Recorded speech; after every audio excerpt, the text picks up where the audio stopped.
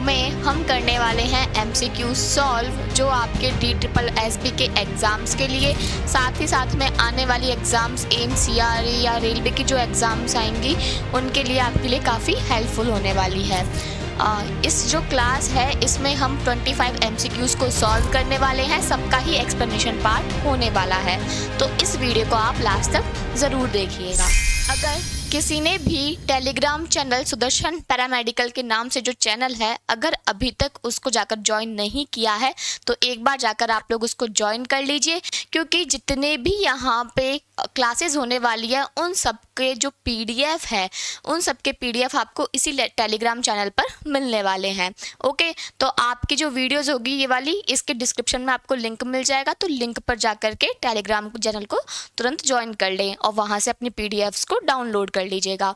इसके अलावा आपको किसी भी चीज़ से रिलेटेड कोई क्वेरी आती है, चाहे आप कोर्स की बात ले लो या फिर आपको पर्सनल कोई गाइडेंस चाहिए, तो आपको ये व्हाट्सअप नंबर अवेलेबल कराया गया है।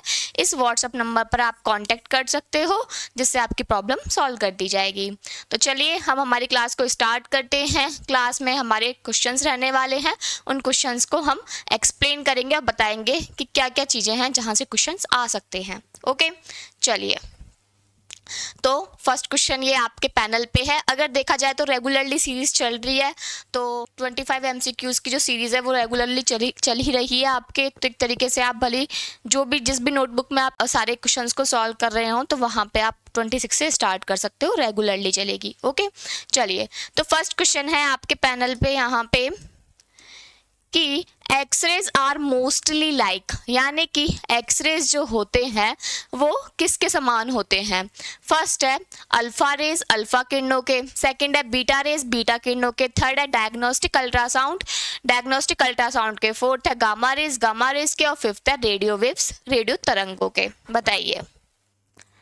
इसी के साथ साथ में मैंने देखे हैं आप लोगों के कमेंट्स कि आप पूछते हो कि कब क्लासेस होने वाली हैं, किस टाइम पे क्लासेस रहने वाली हैं। तो इसका सबसे अच्छा यही सॉल्यूशन है कि आप जो सुदर्शन पैरामेडिकल का यूट्यूब चैनल है उसको पहले सब्सक्राइब कर लें, साथ साथ में बेल आइकन को प्रेस कर लें, तो जो भी वीडियोस जिस भी टाइम पे अपलोड की जाएंगी आपको तुरंत उसकी जानकारी मिल जाएगी। ओके, तो चलिए बात करते हैं हम हमारे क्वेश्चंस की कि एक्सरेज क्या होते हैं। तो हम ऑप्शंस में चलेंगे, और सबसे अच्छी बात यह है कि आज हम ज़्यादा ऑप्शंस को डिस्कस करने वाले हैं यहाँ पे। तो फर्स्ट है अल्फा रेज। सबको पता है अल्फा जो होता है ये क्या होता है, हैवी चार्ज पार्टिकल होता है। ठीक है, तो अल्फा क्या है, हैवी चार्ज पार्टिकल्स होते हैं। इसको हम किससे डिनोट करते हैं, इसको हम डिनोट करते हैं 2He4 से। ओके, इसके अलावा अगर बात की जाए तो हैवी चार्ज पार्टिकल होता है और इसकी पेनिट्रेटिंग पावर क्या होती है, काफ़ी लो होती है। तो इसकी पेनिट्रेटिंग पावर काफ़ी लो होती है। इसी वजह से जो अल्फ़ा होती है, इन अल्फ़ा पार्टिकल्स को हम हमारी स्किन से या फिर एक नॉर्मल पेपर से भी रोक सकते हैं। क्लियर। चलिए नेक्स्ट बात करते हैं बीटा रेस की कि बीटा रेस क्या होते हैं। तो बीटा रेस क्या होते हैं, ये होते हैं हमारे इलेक्ट्रॉन्स। क्या होते हैं, इलेक्ट्रॉन्स की तरह बिहेव करते हैं। डायग्नोस्टिक अल्ट्रासाउंड, तो जब हम सबको पता है कि जो अल्ट्रासाउंड होती है ये क्या होती है, नो आयनाइजिंग रेडिएशन वाला जोन होता है, यानी कि इसमें आयनाइजिंग रेडिएशंस नहीं होती हैं। इसमें हम किसका यूज़ करते हैं, इसमें हम यहाँ पे साउंड वेव्स का यूज़ करते हैं as compare to X rays के। Next is gamma rays. तो देखिए गामा रेज जो होती हैं वो क्या होती हैं, यहाँ पे इलेक्ट्रोमैग्नेटिक रेडिएशन होती हैं, और साथ ही साथ में इनकी पेनिट्रेटिंग पावर भी हाई रहती है, और इसके अलावा इनकी जो एनर्जीज होती हैं वो भी हाई रहती हैं, और ये वैक्यूम में स्पीड 3 × 10⁸ मीटर पर सेकेंड से क्या करती हैं, ट्रैवल करती हैं। तो सेम ऐसी ही प्रॉपर्टीज हमारे पास में किसकी होती है, एक्स रेज की होती है। तो हमें आंसर हमारा मिल गया गामा रेज। अच्छा, रेडियो वेव्स क्या होती है, ये भी इलेक्ट्रोमैग्नेटिक रेडिएशंस होती हैं, बट ये नॉन आयनाइजिंग रेडिएशन होती हैं। क्लियर। ओके, तो सबको पता ही होगा ये टर्म्स क्या होते हैं, non ionising radiation, electromagnetic radiations. ये सारी आप पढ़ोगे ना तो आपको समझ में आएगी। एक मैंने नॉर्मली एक्सरेज का एक शॉर्ट भी दे रखा है आप लोगों को, तो एक बार आप जाके शॉर्ट्स में देखना, उसमें मैंने सारी प्रॉपर्टीज बता रखी हैं आपको एक्सरेज की, तो उससे आपको और अच्छे से समझ में आएगा। क्लियर। तो ये यहाँ पे 5 ऑप्शन है। अब बताओ सबसे ज्यादा कौन सा मिल रहा है? ऑफ कोर्स गामा रेज का मिल रहा है, क्योंकि अल्ट्रासाउंड की हम बात कर नहीं सकते क्योंकि उसमें आयनाइजिंग रेडिएशन होती नहीं है। बीटा जो रेज होती है वो इलेक्ट्रॉन की तरह काम करती है, और अल्फा पार्टिकल्स की जो पेनिट्रेटिंग पावर होती है वो लो होती है, जबकि एक्सेस और गामा रेज की हाई पेनिट्रेटिंग पावर होती है। क्लियर। तो इस तरीके से आंसर जाएगा गामा रेज। ओके, चलिए नेक्स्ट बढ़ते हैं आगे। Next question, which of the following provides dynamic X ray imaging, यानी कि निम्न में से कौन डायनामिक एक्सरे इमेजिंग प्रदान करता है? आपके ऑप्शंस दे रखे हैं, फर्स्ट डिजिटल रेडियोग्राफी, सेकंड दे रखा है यहाँ पे डोपलर अल्ट्रासोनोग्राफी, थर्ड ऑप्शन दे रखा है यहाँ पे फ्लोरोस्कोपी, फोर्थ ऑप्शन दे रखा है आप लोगों को मैमोग्राफी, और फिफ्थ है टोमोग्राफी। बताइए क्या होगा? तो उसके लिए पहले आपको ये पता होना चाहिए कि डायनामिक एक्सरे इमेजिंग क्या होती है। इसका मतलब आप लोगों को आना चाहिए कि डायनामिक एक्सरे इमेजिंग क्या होती है। उसके बाद आप ये पता लगा पाओ कि हाँ कि ये मॉडलिटी जो होता है ये इसमें काम में ली जाती है। तो देखिए डायनामिक एक्सरे इमेजिंग में क्या होता है कि जब हम क्या ले, किसी भी इंटरेस्ट ऑफ ऑर्गन की एक्सरे इमेज ले, लेकिन वो ऑर्गन में क्या होना चाहिए? फिजियोलॉजिकल मूवमेंट हो रहा हो, यानी कि वो ऑर्गन जो हो वो मूवेबल ऑर्गन होना चाहिए। तो उस मूवेबल ऑर्गन के जब हम क्या लेते हैं, एक्सरे इमेज लेते हैं, जिसको हम बोलते हैं रियल टाइम इमेज लेते हैं, उसको हम बोलते हैं डायनामिक इमेज, जिसमें क्या होता है, जो ऑर्गन होता है वो क्या करता है? मूव करता है। क्लियर। अब हम बात करते हैं ऑप्शंस की, डीआर की। तो डीआर हमने नॉर्मली देखा है, नॉर्मली हम किसका करते हैं? शोल्डर्स का कर सकते हैं, उसमें एल्बोज करते हैं जो मूव नहीं कर रही होती हैं, ठीक है, उन सब की करते हैं, यानी कि जो इनवॉलेंट्री मोशन शो करते हैं उनकी बेसिकली हम क्या करते हैं? डायनामिक एक्सरे इमेजिंग लेते हैं। ओके, तो डिजिटल रेडियोग्राफी नहीं हुई। फिर है डॉपलर अल्ट्रासोनोग्राफी। डॉपलर अल्ट्रासोनोग्राफी हम मेनली किसके लिए करते हैं? ब्लड फ्लो के मेजरमेंट्स के लिए करते हैं। वो भी किस में करते हैं? ब्लड वेसल्स में करते हैं। क्लियर। चलिए इसके अलावा और कौन सा ऑप्शन है? फ्लोरोस्कोपी। तो फ्लोरोस्कोपी में हमें पता है कि ये क्या देती है? ये रियल टाइम इमेजिंग मॉडलिटी होती है, जिसका काम होता है हमें डायनामिक इमेजेस को प्रोवाइड करना। इसके अलावा मैमोग्राफी, मैमोग्राफी जो होती है ये सॉफ्ट टिश्यूज के लिए और माइक्रो कैल्सिफिकेशंस के लिए, लीजन्स के लिए, मास के लिए, इनको डिटेक्ट करने के लिए हम करते हैं। अर्ली स्टेज में अगर ब्रेस्ट कैंसर है तो उसको डिटेक्ट करने में करते हैं। टोमोग्राफी, टोमोग्राफी से मतलब होता है सेक्शनल इमेजिंग से, ठीक है, कि सेक्शनल वाइज हमें इमेज जो है वो मिल रही है। क्लियर। तो आंसर जाएगा इसका फ्लोरोस्कोपी। तो इस तरीके से आपको अपना हर एक ऑप्शन पता होना चाहिए, क्योंकि जितने भी ऑप्शंस होते हैं कभी कभी हमें ऐसा लगता है कि ये ऑप्शन भी हो सकता है यहाँ पे। तो जितनी ज़्यादा आपको क्लैरिटी होगी आपका क्वेश्चंस अटेम्प्ट करना उतना ईजी हो जाएगा उस टाइम पे, ठीक है। चलिए नेक्स्ट क्वेश्चन है, what is the approximate annual dose equivalent from natural environmental radiation at sea level.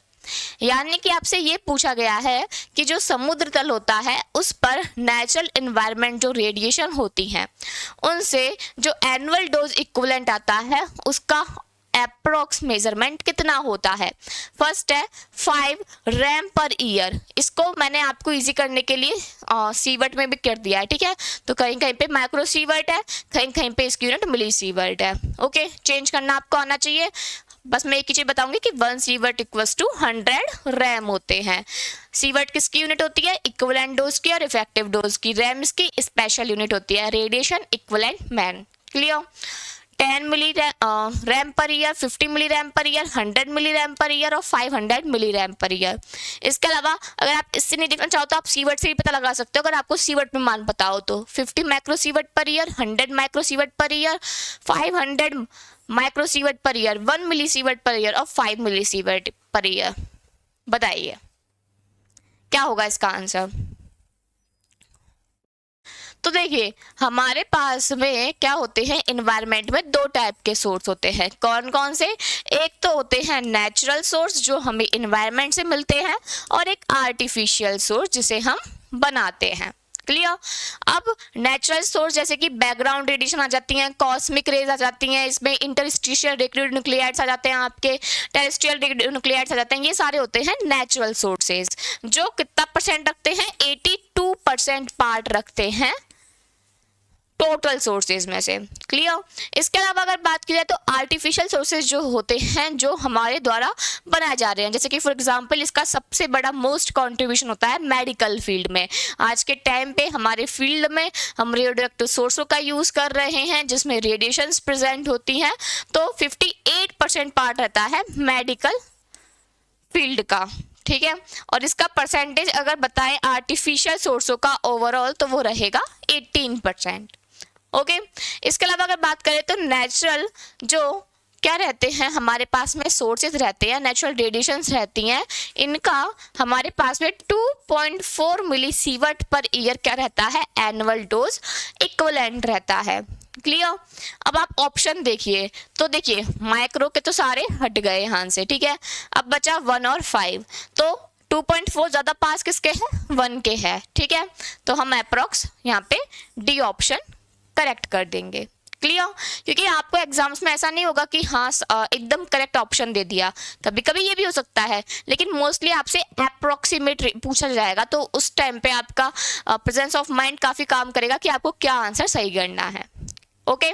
चलिए next question, which of the following is an example of an X ray beam collimator, यानी कि यहाँ पे जितने भी ऑप्शंस दे रखे हैं इनमें से एक्सरे बीम कॉलीमीटर का एक एग्जाम्पल आपको बताना है।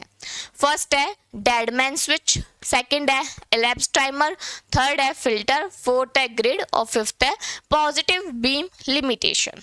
बताइए क्या होता है। तो ये काफी अच्छा क्वेश्चन है। इसके पांचों की पांचों जो ऑप्शंस हैं उनसे क्वेश्चंस जो होते हैं वो आपके पूछे जाते हैं एग्जाम में, खास करके ग्रिड से आपके काफी क्वेश्चंस होते हैं जो एग्जाम्स में पूछे जाते हैं। तो ग्रिड एक इंपॉर्टेंट टॉपिक होता है हर एग्जाम्स में, या तो इसका प्राइमरी पर्पस आपसे पूछा जाएगा, कंस्ट्रक्शन पार्ट पूछा जाएगा, या इनके ग्रिड्स के टाइप के बारे में कुछ ना कुछ पूछा जाएगा। क्लियर।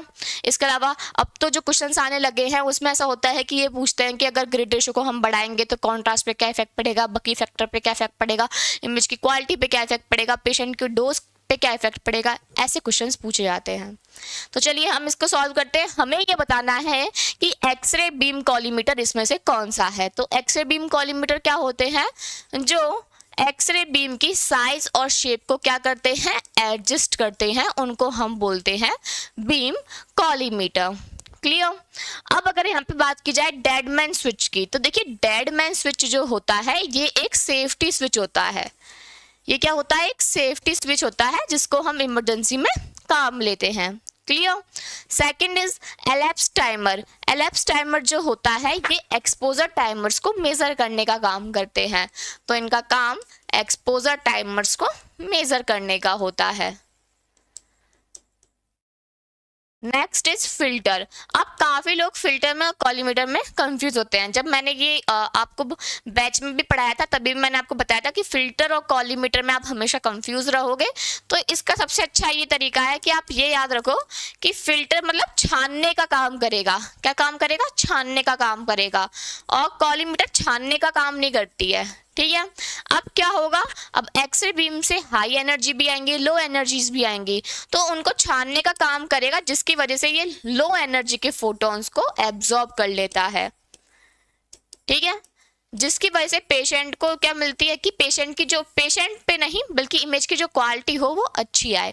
साथ साथ में अगर हम कॉलीमीटर की बात करते हैं तो क्या करते हैं, कॉलीमीटर का हम हमारे नॉर्मली भी यूज करते हैं खुद ही, कि जब हमें पता होता है कि हमें सिर्फ फोर आर्म का लेना है या फिर हमें ये पता होता है कि हमें रिस्ट का लेना है, तो हम फोर आर्म तक क्यों दें एक्स्ट्रा डोज, इसके लिए हम क्या रखते हैं, उसको रिस्ट तक देते हैं सिर्फ और सिर्फ। तो कॉलीमीटर का काम होता है साइज और शेप को एडजस्ट करना। क्लियर। तो ये इनका डिफरेंस होता है। तो फिल्टर में इस तरीके से होता है, हम मेनली यहाँ पे एल्यूमिनियम का और कॉपर के फिल्टर यूज करते हैं। एल्यूमिनियम के फिल्टर लो एनर्जी के लिए और कॉपर के जो फिल्टर्स होते हैं वो हाई एनर्जी के लिए होते हैं। इसके अलावा यहाँ से क्वेश्चंस जो होते हैं वो आपके केवीपी बेस्ड भी आते हैं कि बताइए 17 केवीपी पे एल्यूमिनियम की कितनी थिकनेस होगी, 70 से 100 पे कितनी होगी, और ग्रेटर देन 100 केवी पे कितनी थिकनेस यहाँ पे बताई जाएगी। ठीक है, तो यहाँ पे कितनी होती है 1.5। अब 0.5 बढ़ाते चलो। ठीक है, तो इस तरीके से एल्यूमिनियम इक्विवेलेंट की थिकनेस आती है। ये हो गया। नेक्स्ट हम बात करते हैं ग्रिड की। ग्रिड का काम क्या होता है, स्कैटर रेडिएशंस को रिड्यूस करना, रिमूव करने का काम होता है ग्रिड का प्राइमरली। अब इसके बाद में अगर हम बात करें ग्रिड की, तो ग्रिड में क्या होता है, उसके ग्रिड रेशो आता है जिसमें हम लेड स्ट्रिप्स की हाइट की और इंटरस्पेसेस की विड्थ की बात करते हैं। एक बात याद रखना, ग्रिड रेशो जो होगा, जब भी हम ग्रिड का यूज करेंगे तो इमेज की क्वालिटी तो अच्छी जाएगी, कॉन्ट्रास्ट तो बढ़ेगा, लेकिन साथ साथ में पेशेंट डोज भी बढ़ेगा। क्लियर। इसके अलावा positive beam limitation. Positive beam limitation क्या होता है, तो एक ऐसा कॉलीमीटर, ये मैंने बताया था आप लोगों को पीबीएल के बारे में, देखना रेडियोग्राफी वाले पार्ट में, है ना। एक ऐसा कॉलीमीटर जो इमेज रिसेप्टर के साइज के अकॉर्डिंग क्या कर ले, एक्सरे बीम को एडजस्ट कर ले।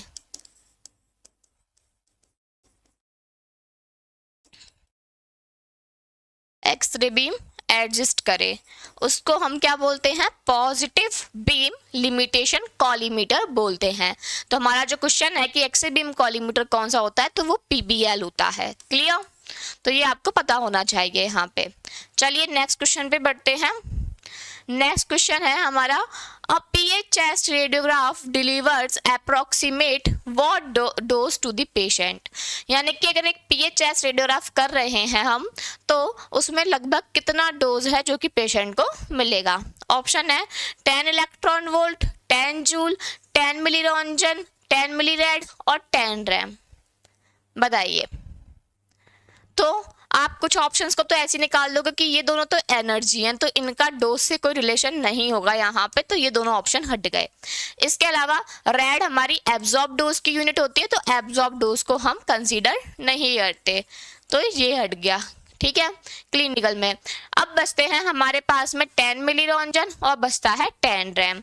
तो ये किसकी होती है, ये होती है इक्विवेलेंट और इफेक्टिव डोज की, और ये होती है एक्सपोजर की। तो पीएचएस रेडियोग्राफ जब हम करते हैं परफॉर्म और पेशेंट को डोज देनी है, तो हमें पता होता है कि यहाँ पे कितनी एक्सपोजर मिलेगा पेशेंट को, 10 मिली रोंजन के अप्रॉक्स पेशेंट को यहाँ पे एक्सपोजर दिया जाएगा approximately. Clear, okay. Next, high contrast film has, यानी कि एक हाई कॉन्ट्रास्ट फिल्म जो होती है उसमें क्या होता है, फर्स्ट है उसमें जो बेस होगा वो पतला होगा, थिन।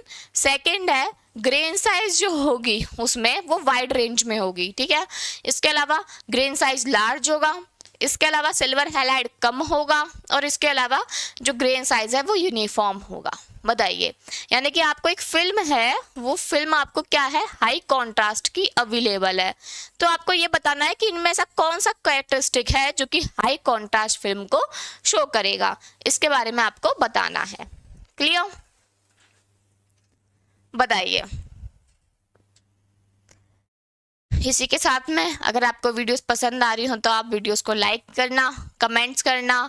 ठीक है, कि आपको और कौन कौन सी टॉपिक पे क्लास चाहिए, इसके अलावा अपने जो दोस्त हों उनके साथ में शेयर कर देना।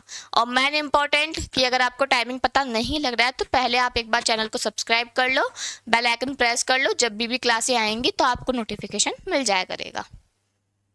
तो देखिए, फर्स्ट हम बात करते हैं बेस की, कि थिनर बेस। तो देखिए, बेस जो होता है उसका काम होता है सपोर्टिंग का, यानी कि वो सपोर्टिंग में हेल्पफुल होता है। ठीक है, उसका कोई भी रिलेशन नहीं होता है कॉन्ट्रास्ट से कि वो कॉन्ट्रास्ट को अफेक्ट करे, तो ये चीज यहाँ से हट गई। अब बात करते हैं ग्रेन साइज की। बिल्कुल, ग्रेन साइज जो होती है वो कॉन्ट्रास्ट के लिए मैटर करती है, लेकिन ग्रेन साइज जो होनी चाहिए वो क्या होनी चाहिए, पहली बात तो एक स्मॉल अमाउंट में होनी चाहिए। ठीक है, ना तो वाइड रेंज में और ना लार्ज ग्रेन साइज में, क्योंकि अगर ग्रेन साइज लार्ज होगा तो लार्ज ग्रेन साइज किसको बताएगा, फास्ट स्पीड को बताएगा। स्पीड जो होगी फिल्म की वो क्या होगी, फास्ट होगी, और अगर स्पीड फास्ट है तो कॉन्ट्रास्ट तो वैसे खराब हो जाएगा, क्योंकि फास्ट स्पीड के लिए क्या आता है, लो कॉन्ट्रास्ट आता है।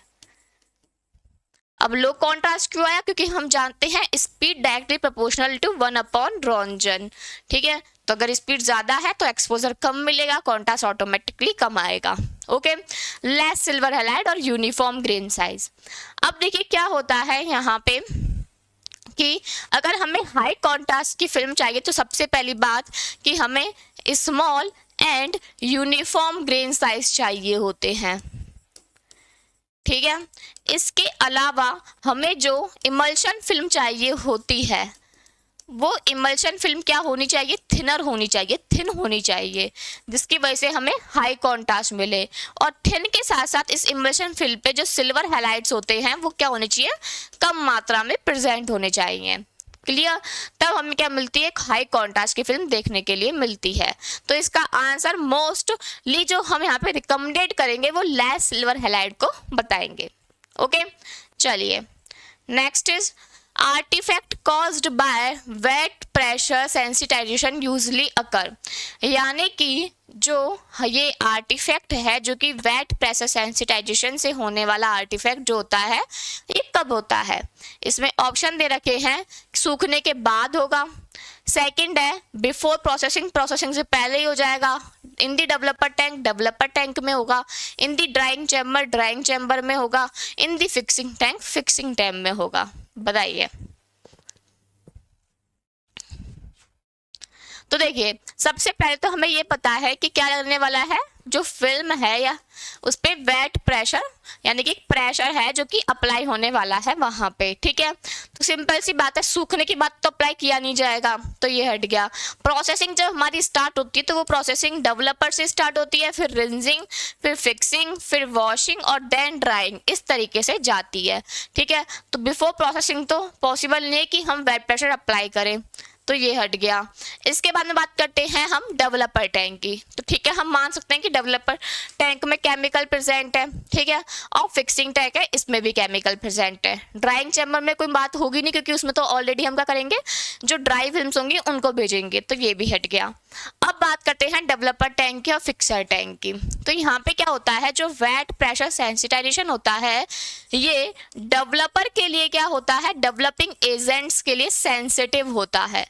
क्या होता है, सेंसिटिव होता है, जिसकी वजह से यहाँ पे क्या देखने के लिए मिलता है, ये आर्टिफैक्ट जो होता है वो उस इमेज पे शो होता है। क्लियर, तो इन दी डेवलपर टैंक ये देखने के लिए हमें मिलेगा। जितने भी आपके मैनुअली प्रोसेसिंग से होने वाले हैं वो आपको पता होने चाहिए, और जितने भी ऑटोमेटिक प्रोसेसिंग से होने वाले हैं वो आपको पता होने चाहिए। इसमें इंपॉर्टेंट एक दो और रहते हैं, एक हमारा वाटर स्ट्रैक भी रहता है,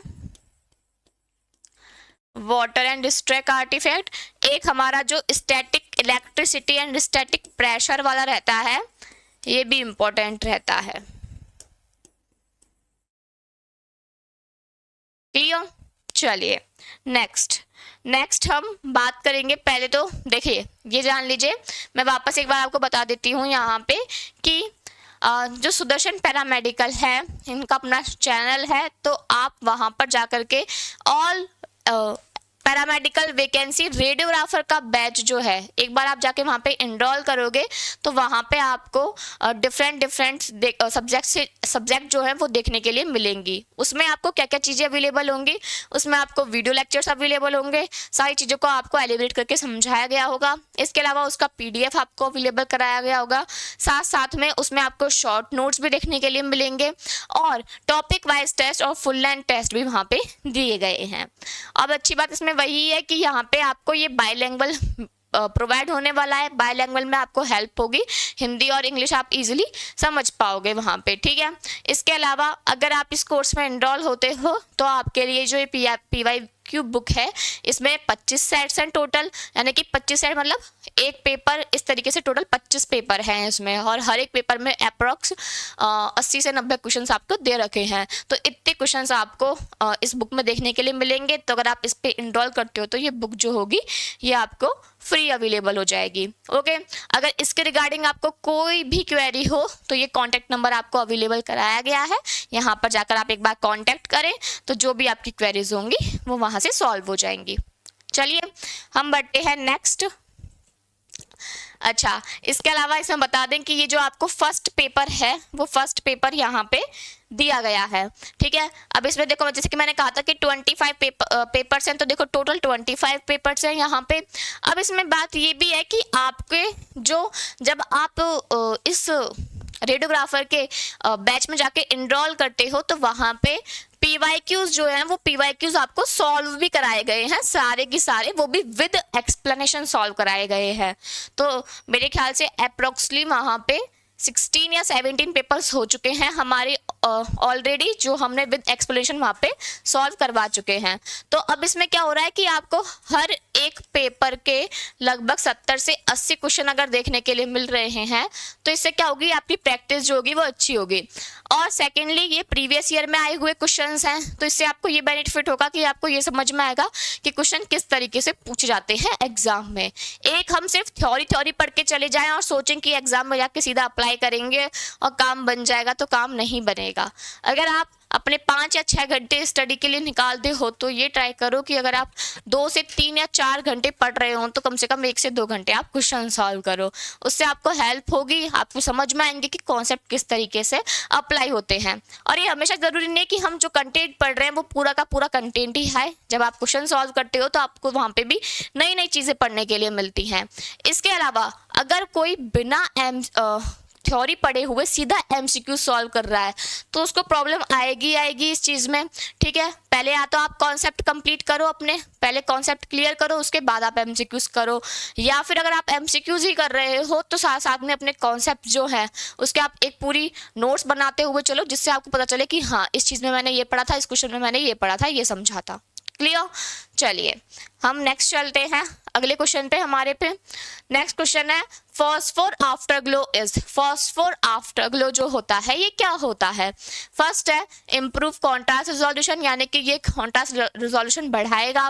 कन्वर्जन एफिशिएंसी होगा, लैग होगा, रिजल्ट्स फ्रॉम फ्लोरिसेंस, फ्लोरिसेंस का रिजल्ट होगा। And next is X ray absorption, X ray अवशोषण होगा। बताइए, फॉस्फोर आफ्टर ग्लो के बारे में आपसे पूछा गया है।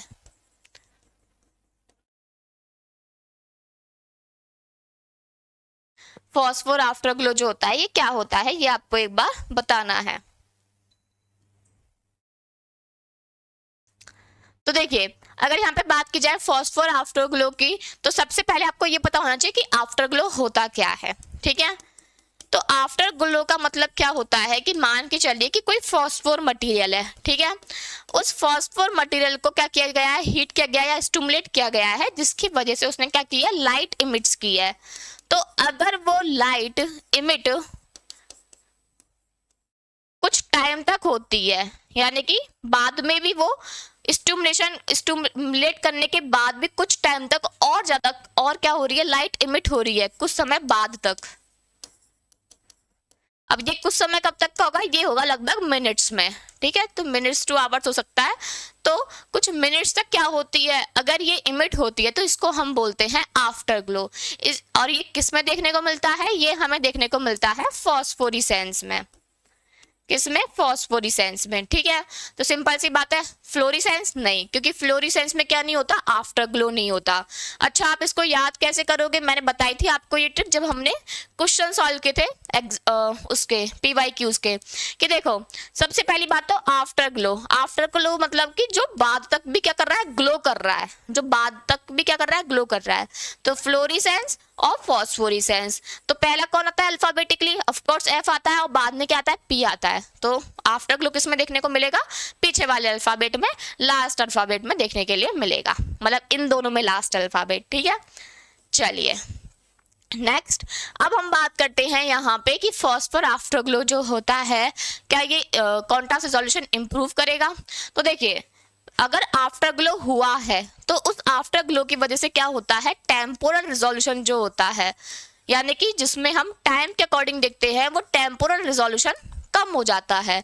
तो अगर वहाँ पे टेम्पोरल रिजोल्यूशन कम हो गया तो ऑफ कोर्स कॉन्ट्रास्ट कम ही होगा, तो इम्प्रूव नहीं होगा। नेक्स्ट है कन्वर्जन एफिशिएंसी। दो तरीके की एफिशिएंसी होती है, एक होती है क्वांटम डिटेक्शन एफिशिएंसी और एक होती है कन्वर्जन डिटेक्शन एफिशिएंसी। क्या होती है क्वांटम डिटेक्शन एफिशिएंसी का मतलब ये होता है कि हम जो एक्सरेज है वो एक्सरे फोटॉन्स आए और वो एब्जॉर्ब हुए, इसके बाद में आती है कन्वर्जन एफिशिएंसी की, एक्सरे फोटॉन्स एब्जॉर्ब हुए और फिर क्या हुई, लाइट इमिट हुई। क्लियर? तो ये दोनों होती है QDE और CDE, और ये सबसे ज्यादा किस में होती है, ये सबसे ज्यादा होती है रेयर अर्थ मटेरियल गैडोलिनियम ऑक्सीसल्फेट में। क्लियर? चलिए, तो ये नहीं होगी। इसके अलावा एब्जॉर्प्शन पार्ट नहीं होगा, तो बचा लैग। ठीक है, तो लैग क्या होता है, लैग में ये होता है कि ये आफ्टर ग्लो को रिप्रेजेंट करते हैं कि हम किसी चीज को या फॉस्फोर मटेरियल को जब स्टिमुलेट करते हैं या उसे हीट किया जाता है तो वो कुछ टाइम तक के बाद तक भी क्या करते हैं, लाइट्स इमिट करते हैं। इसी चीज को हम आफ्टर ग्लो या इस प्रोसेस को, फिनोमेना को हम लैग कहते हैं। Clear? Okay. Next, streak artifacts on a CT image are usually due to, यानी कि सिटी इमेज पे जो स्ट्रिक्स बनती हैं, चाहे आप वो डार्क या फिर ब्राइट स्ट्रिक्स ले लो, ठीक है, तो वो स्टिक्स जो बन रही हैं वो किस कारण से होती हैं। पहला है बीम हार्डनिंग की वजह से, सेकंड है बोन और सॉफ्ट टिश्यू इंटरफेस की वजह से, थर्ड है बाल गैस की वजह से, फोर्थ है डिटेक्टर के इम्बैलेंस की वजह से, और फिफ्थ है मेटल क्लिप्स की वजह से। बताइए, आर्टिफैक्ट्स बहुत अच्छे से पढ़ के जाना, सबके सब, सिटी के, MRI के, USG के, CR के, DR के, इसके अलावा अगर आप फिल्म प्रोसेसिंग में हो तो उनके भी अच्छे से पढ़ के जाना। आ सकता है क्वेश्चन, आते ही है क्वेश्चन, आ क्या सकता है। ठीक है, चलिए, तो देखिए स्टिक आर्टिफैक्ट्स की हम बात करते हैं, तो मेनली अगर हम सिटी में बात करें तो हमारे 2 से 3 मोस्ट इंपॉर्टेंट आर्टिफैक्ट होते हैं टाइप ऑफ सिटी के, मतलब सिटी के उसमें टाइप ऑफ सिटी आर्टिफैक्ट्स होते हैं। एक होता है स्टिक आर्टिफैक्ट और एक होता है शेडिंग आर्टिफैक्ट्स। ठीक है, अब क्या होते हैं यहाँ पे, अब हम इसको डिवाइड कर लेते हैं बहुत सारे पार्ट्स में। आर्टिफैक्ट्स जो होते हैं सिटी के, इनको हम बहुत सारे पार्ट्स में डिवाइड कर लेते हैं। जैसे कि एक हम करते हैं फिजिकल बेस्ड आर्टिफैक्ट के बेस पे, ठीक है, यानी कि डाटा जो हमने लिया, जो रिकंस्ट्रक्ट हम कर रहे हैं उस डाटा को, उसमें अगर कोई प्रॉब्लम हो तो। सेकेंड होती है पेशेंट बेस्ड आर्टिफैक्ट की, कि अगर जो पेशेंट है अगर वो मूवमेंट कर गया हो या उसको सही से एक्सप्लेन नहीं किया हो और वो कोई मेटेलिक चीज पहन के आ गया हो, ठीक है, इस तरीके से। इसके अलावा थर्ड होता है scanner based artifact. Scanner based artifact यानी कि डिटेक्टर में अगर किसी तरीके का मिसकैलिब्रेशन हो गया है तो उसकी वजह से दिखते हैं, जैसे कि रिंग आर्टिफैक्ट। और फोर्थ होते हैं हमारे पास में helical and multi projections artefact.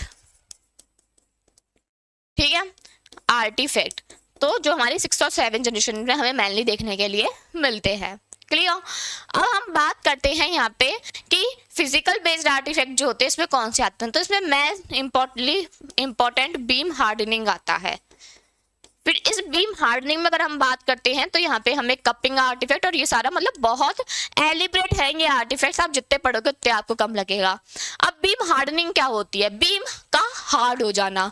और बीम हार्ड कब होती है, जब बीम में दोनों तरीके के कंपोनेंट, लो एनर्जी के और हाई एनर्जी के दोनों हो, लेकिन उसमें से लो एनर्जी के फोटॉन्स को एब्जॉर्ब कर लिया जाए या उनको हटा दिया जाए, तो बची हुई बीम जो होती है वो हार्ड हो जाती है। तो लो एनर्जी फोटॉन्स को एब्जॉर्ब कर लेना। क्लियर? तो हमें बीम हार्डनिंग देखने के लिए मिलती है। अब ये किसी भी डेंस ऑब्जेक्ट की वजह से, किसी भी स्ट्रक्चर्स की वजह से पॉसिबल है। इसके अलावा बोन और सॉफ्ट टिश्यू में इंटरफेस, यानी कि यहाँ पे क्या है, एक तरीके से एनाटॉमिकल इंटरफेस की बात की जा रही है। ठीक है, नेक्स्ट है बाउल गैस की। तो बाउल गैस जो होता है ये नॉर्मली हमें क्या करेगा, मिमिक प्रोवाइड करेगा, जिसकी वजह से हमें क्या होता है, पैथोलॉजी देखने में ही प्रॉब्लम होगी। डिटेक्टर इम्बैलेंस का मतलब स्कैनर बेस्ड रिंग आर्टिफैक्ट जो होता है वो हमें यहाँ पे देखने के लिए मिलता है, क्योंकि उसमें क्या होता है, डिटेक्टर मिसकैलिब्रेशन ही देखने के लिए मिलता है।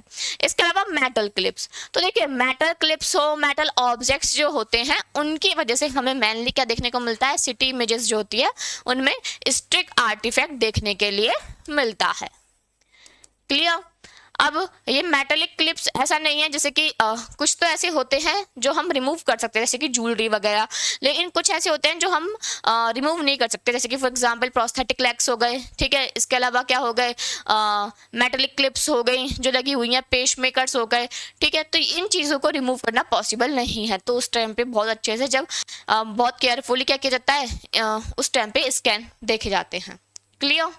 चलिए नेक्स्ट है विच of the following has the highest LeT, यानी कि इनमें से ऐसा कौन सा है जिसकी एलिटी यानी कि लीनियर एनर्जी ट्रांसफर सबसे ज्यादा है।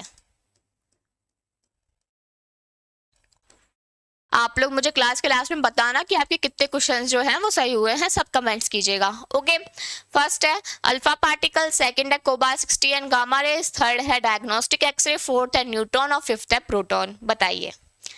तो सबसे पहले आपको ये पता होना चाहिए एलईटी। अब देखो इसमें क्या होता है, ये पूरा एक टॉपिक होता है, LET, RBE and OER, linear energy transfer, relative biological effectiveness और ऑक्सीजन एनहेंसमेंट रेशो। ये तीनों चीजें एक दूसरे से कनेक्टेड होती हैं, तो ये तीनों चीजें आपको पढ़नी पड़ेंगी। ओके, चलिए फिलहाल हम बात करते हैं लीनियर एनर्जी ट्रांसफर की। तो इसमें क्या होता है कि जब कोई एनर्जी ट्रांसफर होती है पर यूनिट पाथ लेंथ पर, तो उसको हम बोलते हैं एलईटी। और इसकी यूनिट क्या होती है, इसकी यूनिट होती है किलो इलेक्ट्रॉन वोल्ट पर माइक्रोमीटर। क्लियर? या फिर आप इसको मेगा इलेक्ट्रॉन वोल्ट पर माइक्रोमीटर बता सकते हो। एलईटी जो होती है ये मोस्टली 3 टाइप की होती हैं। कौन कौन सी? एक होती है लो एलईटी, एक होती है इंटरमीडिएट एलईटी और एक होती है हाई एलईटी। ठीक है, तो इंटरमीडिएट जो एलईटी होती है उसमें हमारे मेनली क्या आता है, न्यूट्रॉन आता है। ठीक है, इसके अलावा अगर हम बात करें कि हाई जो होती है उसमें कौन सा आता है, तो हाई में आते हैं हमारे अल्फा पार्टिकल। इसके अलावा जो लो एनर्जी होती है, लो एलईटी होती है, इसमें आते हैं electrons, gamma rays, X rays, protons. ठीक है, अब आप इनको आरबीई वैल्यू से भी याद कर सकते हो कि आरबीई जितना ज्यादा होता है, कॉन्सेप्ट तो बात की बात है, मैं नॉर्मली बता देती हूँ कि आरबीई जितना ज्यादा होता है एलईटी उतनी ज्यादा होती है। इसलिए गामा रेज, एक्सेस, इलेक्ट्रॉन्स का 1 होता है आरबीई, प्रोटॉन का 2 होता है। इसके अलावा न्यूट्रॉन का 2.5 से लेकर 20 तक हो सकता है, डिपेंड करता है, थर्मल न्यूट्रॉन है, फास्टेस्ट न्यूट्रॉन है, और जो अल्फा पार्टिकल होते हैं उनका होता है 20। तो इस तरीके से हम पहचान करते हैं कि जितना ज्यादा आरबीई वैल्यू होगा उतना ज्यादा उसका एलईटी होगा। क्लियर? तो अगर आपको ऐसा होता हो कि हम इनको डायरेक्ट याद नहीं कर सकते हैं, तो ऐसा कॉन्सेप्ट बना लो कि जिसका आरबीई वैल्यू होता है उसका एलईटी ज्यादा होगा। क्लियर? तो आंसर क्या जाएगा, अल्फा पार्टिकल। ओके, चलिए नेक्स्ट है which cells are involved in the human immune response, यानी कि मानव प्रतिरक्षा प्रतिक्रिया में कौन सी कोशिकाएं होती हैं जो कि शामिल होती हैं। फर्स्ट है इरिथ्रोसाइट्स, सेकंड है ग्रेन्युलोसाइट्स, थर्ड है लिम्फोसाइट्स, फोर्थ है स्पर्मेटोसाइट्स और फिफ्थ है इरिथ्रोब्लास्ट। बताइए कौन सी पॉसिबल होती हैं। तो देखिए हम बात करते हैं ह्यूमन इम्यून रिस्पॉन्स की, यानी कि मानव प्रतिरक्षा प्रतिक्रिया की। तो सबको पता है कि हमारी बॉडी में क्या होता है, इम्यून सिस्टम होता है, प्रतिरक्षा तंत्र होता है। और वो इम्यून सिस्टम हमारी बॉडी में एक्टिव कब होता है, वो हमारी बॉडी में एक्टिव होता है जब कोई बाहर से फॉरेन पार्टिकल, बैक्टीरिया, कोई भी वायरस जो होता है वो हमारी बॉडी पे क्या करे, अटैक करे।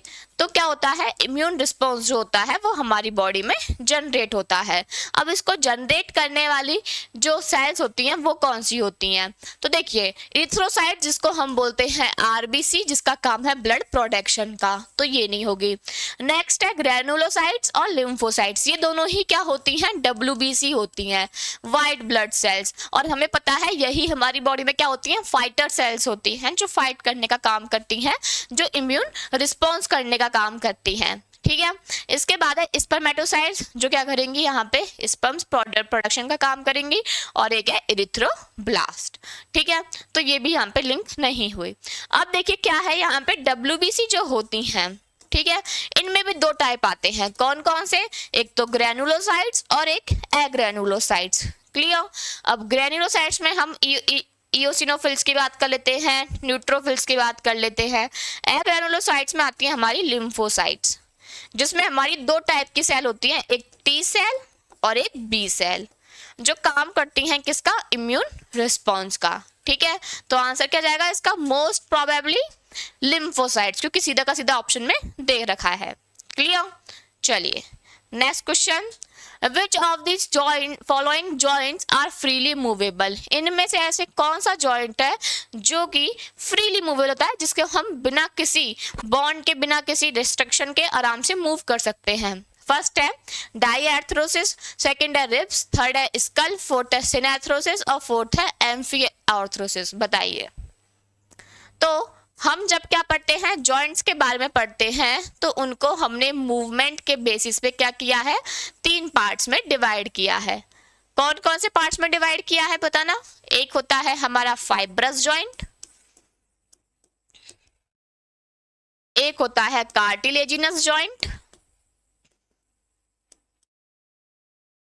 और एक होता है साइनोवियल जॉइंट। फाइब्रस जॉइंट जो होता है मूवमेंट के अकॉर्डिंग क्या होता है, इमूवेबल होता है, यानी कि कोई बिल्कुल ही क्या नहीं होगा, मूव नहीं कर सकता ये जॉइंट। इसके अलावा कार्टिलेजिनस जॉइंट जो होता है वो क्या होता है, ये स्लाइटली मूवेबल होता है, यानी कि थोड़ा बहुत मूव कर सकता है लेकिन ज्यादा मूव नहीं कर पाएगा। और साइनोवियल जॉइंट क्या होता है, ये होता है फ्रीली मूवेबल, यानी कि ये इजीली मूव कर सकता है। ठीक है, अब बात करते हैं इनके अदर नेम्स की। तो इसको हम क्या बोलते हैं, इसको हम सिन एरिथ्रोसिस बोलते हैं। अच्छा, एम्फी का मतलब सबको पता है, जो दोनों जगह पे, जैसे कि हम एम्फीबिया मेढक की बात करते हैं, जल पे भी रहता है थल पे भी रहता है, उसी तरीके से एम्फी एरिथ्रोसिस जो थोड़ा मूवेबल भी होगा और इतना भी मूवेबल नहीं होगा, तो एम्फी एरिथ्रोसिस। और इसके अलावा साइनोवियल जॉइंट क्या हो जाएगा, डाईआर्थ्रोसिस। ठीक है, तो ये हमें इसका आंसर मिल गया। साइनोवियल जॉइंट्स के बहुत सारे टाइप हो जाते हैं जो कि हम पढ़ते हैं, हिंज जॉइंट पढ़ते हैं, पाइवोट जॉइंट बनते हैं, सैडल जॉइंट पढ़ते हैं, बॉल एंड सॉकेट जॉइंट पढ़ते हैं जिसमें हम शोल्डर्स मेनली पढ़ते हैं। ठीक है, तो इसका आंसर क्या जाएगा, डाईआर्थ्रोसिस। क्लियर, चलिए next question. In pelvic radiography a dose to be shielded female gonads is primarily due to the। Question ये है कि कोई भी फीमेल है जिसकी pelvic radiography एग्जामिनेशन किया जा रहा है, तो उसमें फीमेल्स को जो गोनाड शील्ड करने की आवश्यकता जो है वो किस कारण से है, यानी कि हमने वहां पे शील्डिंग डिवाइस का क्यों यूज किया। फर्स्ट है इंटरनल स्कैटर्ड एक्सरेज के लिए, यानी कि जो पेशेंट के अंदर क्या हो गई है, एक्सरेज स्कैटर्ड हो गई है उसके लिए। सेकंड है secondary electron scattered out of the X ray field, इसके अलावा एक्सरे फील्ड से जितने भी बाहर है उस बाहर में सेकेंडरी स्कैटर्ड क्या हो चुके हैं, इलेक्ट्रॉन फैल चुके हैं, तो उनको रोकने के लिए। Third is leakage radiation and air scatter, यानी कि स्कैटरिंग एयर में हुई है तो उसके लिए। फोर्थ है X ray scattered from nearby object, या फिर पास में रखी हुई वस्तु से क्या हुआ है, एक्सरे स्कैटर्ड हुआ है, उसके लिए हमने यूज किया है। इसके अलावा characteristic X ray released by high atomic number atoms in the pelvis, तो पेल्विस में हाई एटॉमिक नंबर वाले जो इलेक्ट्रॉन्स है उनसे निकलने वाली कैरेक्टरिस्टिक एक्सरे रीजन है किसका, गोनाड शील्डिंग का। बताइए, काफी अच्छा क्वेश्चन है ये, बहुत इजी कॉन्सेप्ट है, सबको ये कॉन्सेप्ट पता होगा, लेकिन आपको बस ये ऑप्शंस देख के थोड़ा दिक्कत हो गई होगी। तो देखिए सिंपल सी बात है, हम शील्डिंग डिवाइस का यूज क्यों करते हैं, वो इसलिए करते हैं ताकि हम हमारी जो हमें मिलने वाली डोज है उसको हम कम से कम कर सकें, इसलिए हम यूज करते हैं। तो अगर हमें मिलने वाली डोज को कम से कम करना है तो उसके लिए बहुत जरूरी है कि हम क्या करें, शील्डिंग का यूज करें। तो अगर हमें जिस एक्सरे से क्या है खतरा है, वो कौन सी एक्सरे होगी, वो आने वाली स्कैटर्ड एक्सरेज होंगी, लेकिन कौन सी होगी, जो हमारे बॉडी के इंटरनली आ रही हैं। अब हम एक्सरे फील्ड के खुद नीचे खड़े हुए हैं, ठीक है, मान के चलो कि आपका हाथ वहां पे रखा हुआ है, चलो हम पेल्विक की बात कर रहे हैं, तो क्या है कि पेल्विक एग्जामिनेशन हो रहा है वहां पे, तो एक्सरे फील्ड पूरी पोजिशनिंग आपने ढंग से कर रखी है उसकी, और इस तरीके से हम एग्जामिनेशन परफॉर्म कर रहे हैं।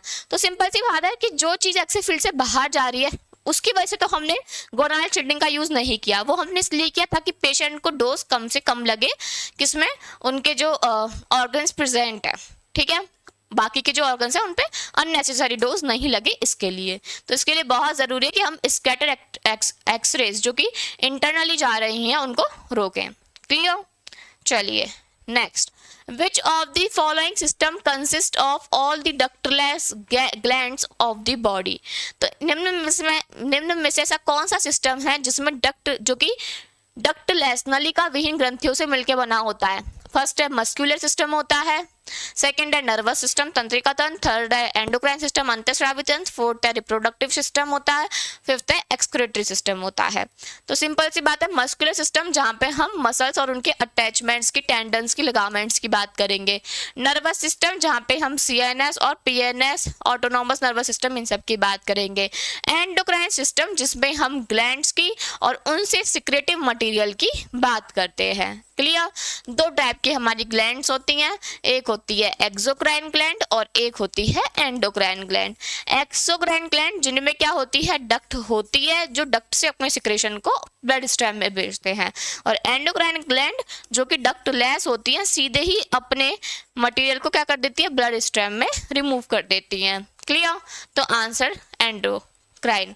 रिप्रोडक्टिव सिस्टम जिसमें हम फीमेल और मेल के रिप्रोडक्टिव सिस्टम्स की बात करते हैं। एक्सक्रीटरी सिस्टम जिसमें हम किडनी, यूरेटर, यूरिनरी ब्लैडर और यूरिथ्रा, इन सब की बात करेंगे। क्लियर?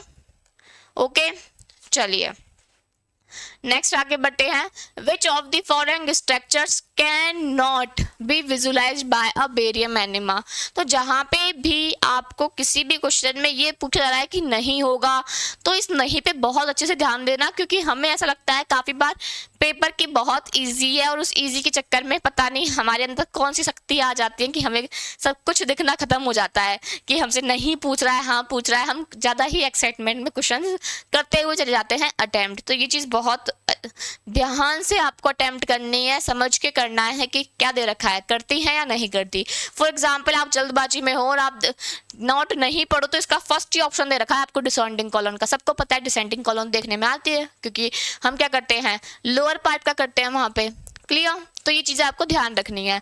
तो बेरियम एनिमा जिसमें हम क्या करते हैं, लोअर जीआईटी को, गैस्ट्रो इंटेस्टाइनल ट्रैक्ट को क्या करते हैं, एग्जामिन करते हैं, जिसमें हमारे क्या होते हैं, प्रेजेंट कॉलॉन, सीकम और रेक्टम। ठीक है? अब कॉलॉन के डिफरेंट पार्ट होते हैं, डिसेंडिंग होता है, असेंडिंग होता है, सिग्मॉइड होता है, ट्रांसवर्स होता है।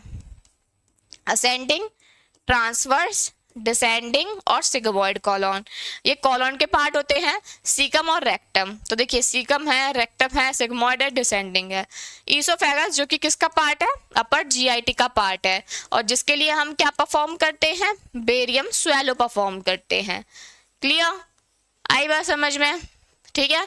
इसके अलावा बेरियम एनिमा में जो सिम्स पोजीशन है, जो कि जिसे हम क्या बोलते हैं, लेफ्ट लेटरल पोजीशन बोलते हैं। Okay, next question, which of the following cranial nerve is mainly responsible for hearing and balance. यानी कि निम्न में से ऐसी कौन सी क्रेनियल नर्व है जो सुनने में भी और साथ साथ में बैलेंस में भी हेल्पफुल होगी। फर्स्ट है ऑक्यूलोमोटर नर्व, सेकंड है एक्योस्टिक नर्व, थर्ड है एब्ड्यूसेंस नर्व, फोर्थ है एक्सेसरी नर्व और फिफ्थ है ब्रैकियल प्लेक्सस। बताइए। तो देखिए, अगर हम बात करते हैं ऑक्यूलोमोटर नर्व की, तो ये हमारे आई में प्रेजेंट होती है, और आई का काम होता है देखने का, ना कि सुनने का। ठीक है? सेकंड है एक्योस्टिक नर्व। ठीक है? एक्योस्टिक नर्व ऑडिटरी नर्व, जिसका काम होता है सुनने का और बैलेंसिंग का। अबडक्सेंस ये नहीं होती है, असेसरी नर्व्स नहीं होती है, इसके अलावा ये क्या हो गई, हमारी मसल्स हो गई। क्लियर? तो ये मसल्स होती है, तो आंसर जाएगा बी। ओके, चलिए next question, what is the magic angle artifact in MRI. यानी कि एमआरआई में मैजिक एंगल आर्टिफैक्ट जो होता है ये क्या है। फर्स्ट है it can be caused by dipole interaction change in collagen containing tissues।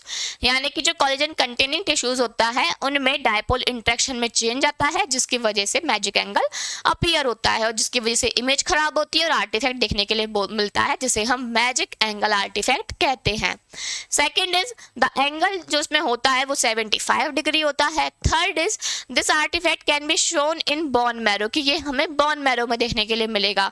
This can be measured in the reference of electric field, यानी कि ये इलेक्ट्रिक फील्ड के रेफरेंस में हमें देखने के लिए मिलेगा। It can be caused by motion of patient, patient के मोशन से होता है। बताइए। तो देखिए, मोशन से होने वाले पेशेंट के उसको हम बोलते हैं motion artifact, not magic angle artifact, चाहे वो किसी भी मॉडलिटी में हो तो नहीं है ये। ठीक है? इनके जो थोड़े ऑप्शंस है ना, जो इनकी हिंदी है वो चेंज हो गई है, ठीक है। यानी कि ये वाली इसकी जो ये वाली हिंदी है ये यहाँ पे जाएगी, और ये वाली हिंदी है ना ये दो बार रिपीट हो गई, ठीक है। तो सिली मिस्टेक्स हो जाती हैं, कोई दिक्कत नहीं है, मैंने सारा अच्छे से एक्सप्लेन आपको कर दिया है। क्लियर?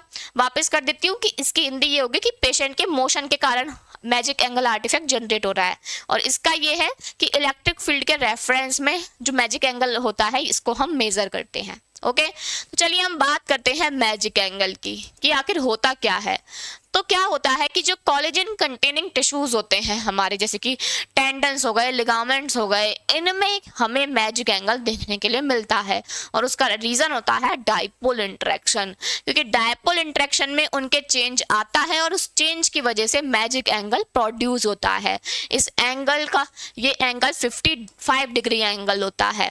इसके अलावा सिंपल सी बात, अगर MRI में देखने के लिए मिलेगा तो मोस्टली क्या जनरेट होगा, मैग्नेटिक फील्ड देखने के लिए यहाँ पे मिलेगा।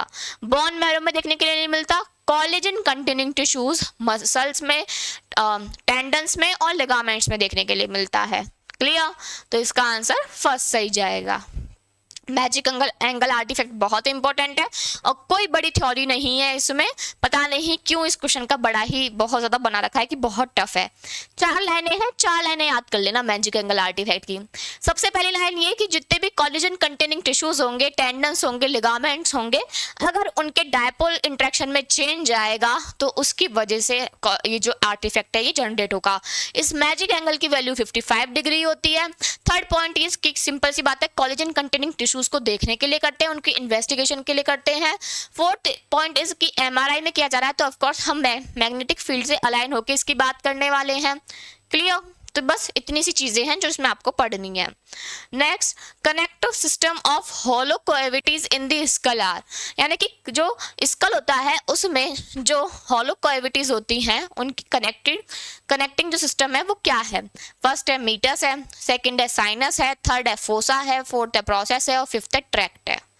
तो देखिए, मीटर्स जो होता है ये एक पाथवे होता है, और इस पाथवे के बाद में क्या होती है, कैविटी स्टार्ट होती है। ये एक पैसेज होता है, उसके बाद में ये कैविटी में इसके बाद कैविटी स्टार्ट होती है, तो ये तो एक पाथवे हो गया। साइनस, बिल्कुल ये क्या होती है, कैविटीज होती है, हॉलो कैविटीज होती है, जस्ट लाइक पैरानेजल साइनस के। ओके, इसके अलावा फोसा ये जो होता है ये क्या होता है, डिप्रेशन पार्ट होता है, ठीक है, एक एरिया होता है। इसके अलावा प्रोसेस ये क्या होती है, आउटग्रोथ होती है, जैसे कि ट्रांसवर्स प्रोसेस ये हमको देखने के लिए मिलते हैं। ट्रैक्ट क्या होती है, ये भी एक क्या होता है, पाथवे होता है, जिसमें क्या होता है, एक पैसेज होता है ये। क्लियर? तो आंसर जाएगा sinus. Next is edge enhancement is a phenomena related to, यानी कि एज इनहेंसमेंट जो होता है ये फिनोमिना किससे रिलेटेड है। फर्स्ट है रेडियोग्राफिक फिल्म से, सेकंड है जेफ्रोमिक फिल्म से, थर्ड है जेल डोजीमेट्री से और फिफ्थ है इलास्टोग्राफी से। तो देखिए, रेडियोग्राफिक फिल्म जो होती है ये रेडियोग्राफिक फिल्म क्या काम करती है, रेडियोग्राफिक फिल्म का काम होता है यहाँ पे कैप्चर करने का इमेजेस को, जिसको हम हमारे जो कन्वेंशनल फिल्म्स होती है उसमें यूज लेते हैं, तो ये नहीं होती।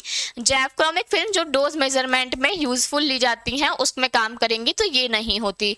जेल डोजीमेट्री एक डोजीमीटर होता है जो डोज को मेजर करने का काम करता है, जिसमें हम जेल का यूज करते हैं, तो ये भी नहीं होता है। इलास्टोग्राफिक टेक्निक होती है जिसमें हम टिश्यू की इलास्टिसिटी को मेजर करने का काम करते हैं कि ये टिश्यू कितना इलास्टिक है, कितना इनइलास्टिक है। क्लियर? इसके अलावा जीरो रेडियोग्राफी जो होती है उस टेक्निक में हम एज इनहेंसमेंट फिनोमिना की बात करते हैं।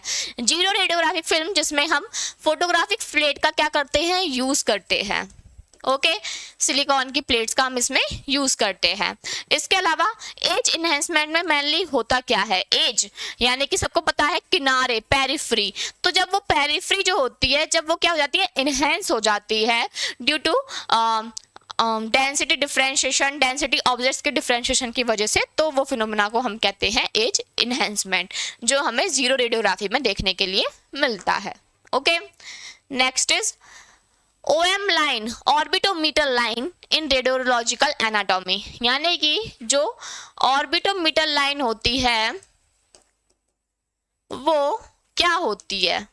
फर्स्ट है from outer canthus of eye to centre of external auditory meatus, यहाँ के यानी कि जो आंख का बाहरी कैंथ होता है उससे हमारा जो एक्सटर्नल ऑडिटरी मीटर्स होता है यहाँ तक की, इसको ही हम क्या बोलते हैं, ऑर्बिटोमीटर लाइन बोलते हैं। ठीक है, इसके अलावा line joining the centre of two pupils, यानी कि जो दो पीपल्स को क्या करे, जोड़ने का काम करती है, उस लाइन को हम क्या बोलते हैं, उसको हम बोलते हैं इंटरप्यूपलरी लाइन। ठीक है, इन लाइंस के बारे में पता होना चाहिए आपको क्या होती हैं। तो ये नहीं होगी joins the two infra orbital points, तो जो दो इंफ्रा ऑर्बिटल पॉइंट्स को जोड़ने का काम करे उनको हम बोलते हैं infra ऑर्बिटो line. Clear?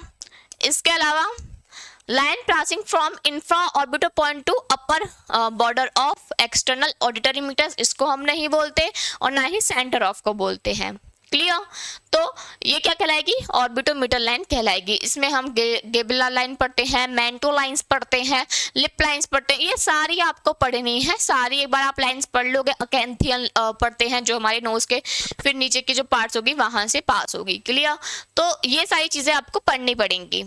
Next is which view demonstrate the ethmoid sinus, कौन सा व्यू है जिसको हम एथमॉइड साइनस जिसमें देख सकते हैं, वाटर व्यू है, एसएमवी सब मैंडो वर्टेक्स है, कैल्डवेल व्यू है, टाउन्स व्यू है, या फिर ये गलत लिखने में आ गया है, ठीक है, पूरा मिक्स लिख दिया, ये रियस मेथड है।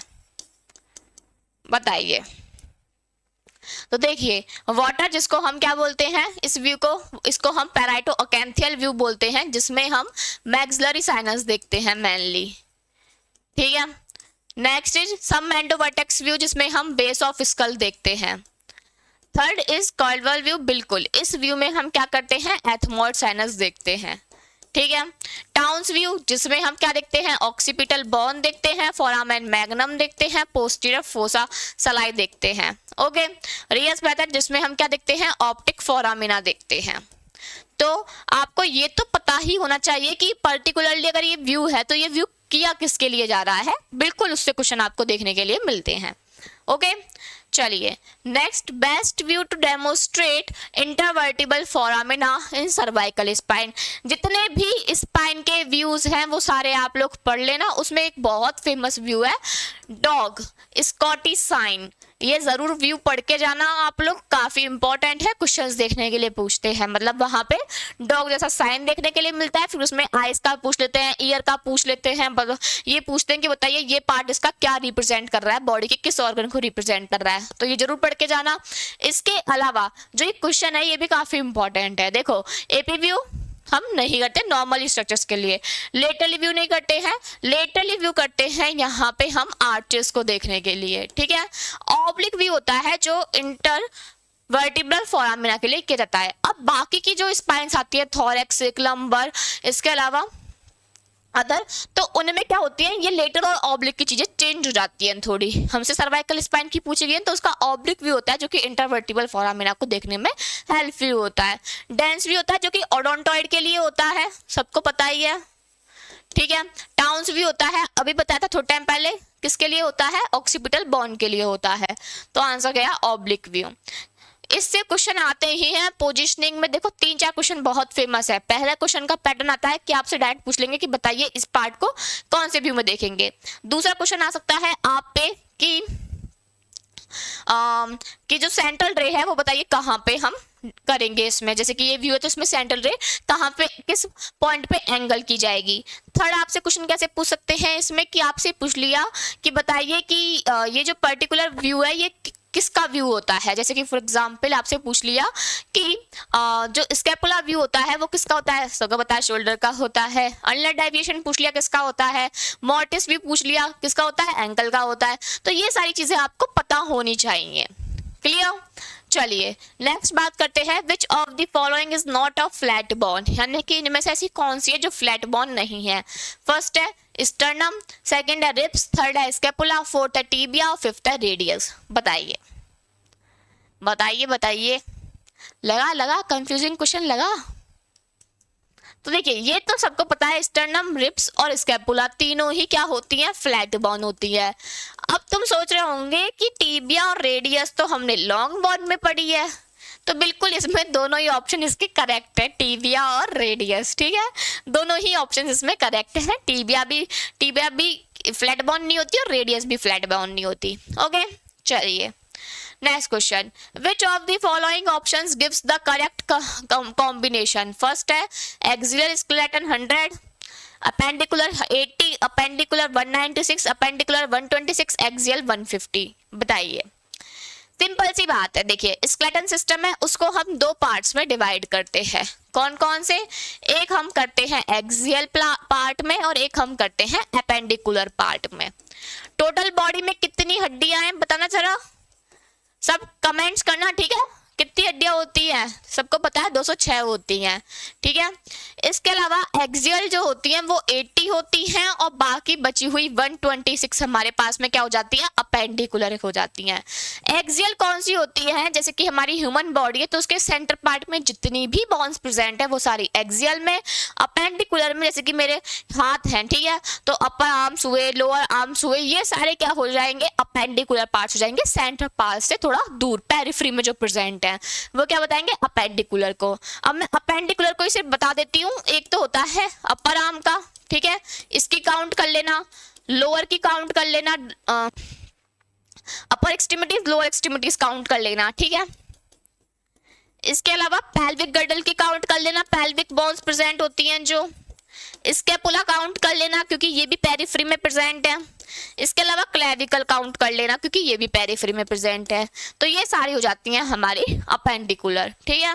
अपर एक्सट्रीमिटी में बता देती हूँ, एक ह्यूमरस, एक रेडियस, एक अल्ना, 8 कार्पल हो जाती हैं, 5 मेटाटार्स कार्पल हो जाती हैं। इसमें एक हाथ में 14 हमारी क्या हो जाती है? फैलेंजियस हो जाती हैं। तो इसका जस्ट डबल कर लो, इतनी अपर आर्म में हो गई, अपर एक्सट्रीमिटी में हो गई। लोअर एक्सट्रीमिटी में बात करें, एक फीमर हो गई, एक टीबिया हो गई, एक फिबुला हो गई, एक पटेला हो गई।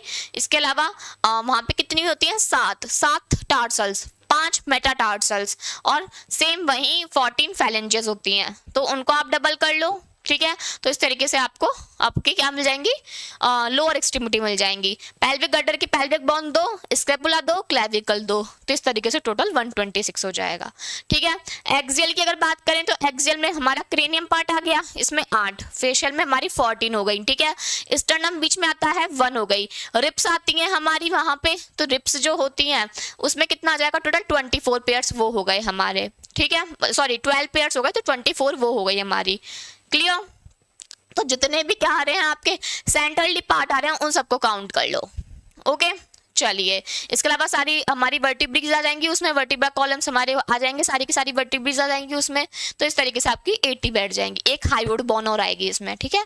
हायोड बोन जरूर काउंट कर लेना। ओके, तो आंसर क्या जाएगा? एक्सियल 126 नहीं होती, 96 नहीं होती, अपेंडिकुलर, अच्छा इसमें ऑप्शन ही नहीं दिया, बहुत बढ़िया। शायद मेरे ख्याल से ये यहाँ पे कुछ गलती है, ये मैंने दिया था ऑप्शन अपेंडिकुलर का, ठीक है। चलो कोई बात नहीं, तुम सोचोगे मैम वो सब तो ठीक है लेकिन आंसर नहीं मिल रहा हमें, ठीक है, कोई बात नहीं, नहीं मिल रहा। एक अलग से मैंने 6 नंबर का ऑप्शन आप लोगों के लिए लेके आई हूँ यहाँ पे, ठीक है। Okay, next, X rays are not used. X ray का उपयोग किसमें नहीं किया जाता है? फर्स्ट है, हम फोटोग्राफिक फिल्म में नहीं करेंगे। सिंपल सी बात है, फोटोग्राफिक फिल्म जिसमें हम क्या करते थे पहले के टाइम पे यूज करते थे, उसको एक्सरेज का यूज करके यहाँ पे इमेजेस बनाते थे, तो इसमें तो यूज करते हैं। फोटो सेल्स, ठीक है। थर्ड है गीगर ट्यूब्स। गीगर ट्यूब जहां जिसका यूज हम आयनाइजिंग रेडिएशंस को मेजर करने के लिए करते हैं, और एक्सरेज एक टाइप की आयनाइजिंग रेडिएशन है तो इसमें यूज करेंगे। आयनाइजेशन चैम्बर, इसमें क्या कर रहे हैं हम? आयनाइजिंग रेडिएशंस को मेजर कर रहे हैं, डोजों को मेजर कर रहे हैं, तो एक्सरेज एक आयनाइजिंग रेडिएशन है।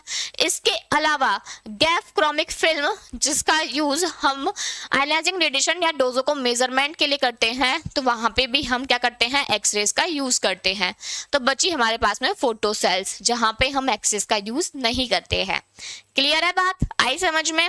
चलिए, इसके अलावा वापस से आप लोगों के लिए वही रिमाइंडर है सेम कि अगर आप लोग इंटरेस्टेड हैं तो एक बार जाकर के आप इनरोल करें सुदर्शन पैरामेडिकल के चैनल पे।